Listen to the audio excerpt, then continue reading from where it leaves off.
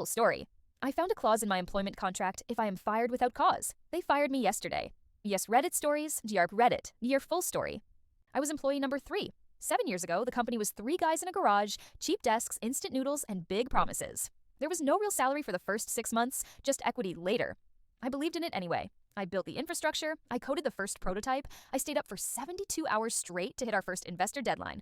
I was there before there was anything. Yesterday, the board fired me. Clean house before the IPO, they said. We're going in a different direction, the CEO said, the same CEO I helped build this company with. They slid a document across the table. 2 weeks severance, sign the release, walk away. 2 weeks, after 7 years, after helping build something they were about to sell for billions. They wanted me gone before the IPO, so they wouldn't have to honor my equity. No complications, no loose ends. They assumed I'd sign and disappear. They forgot about the contract.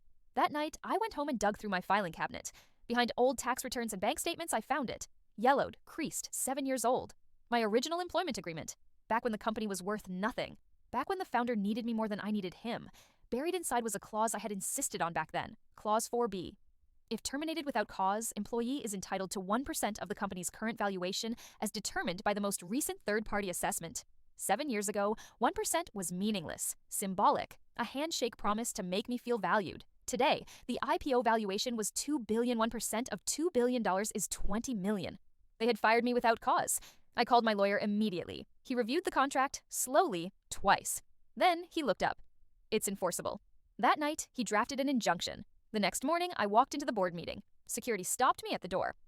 Sir, you're no longer employed here. My lawyer stepped forward. We have a legal matter to discuss with the board. I suggest you let us through. They did. The boardroom was full. CEO, CFO, lead investors, legal counsel. Every face turned toward me. The CEO smirked. You were fired yesterday. Security will escort you out. My lawyer placed a document on the table. This is a preliminary injunction. We are freezing the IPO pending resolution of my client's termination claim. The smirk vanished. What claim? Someone asked. My lawyer pulled out the contract and opened it to Clause 4B. Your company terminated my client without cause. Under this agreement, he is entitled to 1% of the company's current valuation. He paused. At your IPO price of $2 billion, that's $20 million. The room went silent. The lead investor grabbed the contract, reading it himself. His face drained of color. Is this authentic? He asked. Signed by the CEO, notarized? Yes, my lawyer said, legally binding. The CEO stammered. That clause was symbolic. We had nothing back then. It's not symbolic anymore, my lawyer replied. Pay my client $20 million or the IPO is blocked until this goes to court. The investors erupted. We can't delay the IPO?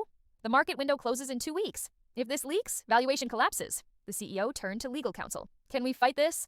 The lawyer shook his head. The clause is clear. If we go to court, we lose, and we miss the IPO. The lead investor made the call. Pay him today. Get a release. Make this disappear. The CEO looked at me with pure hatred.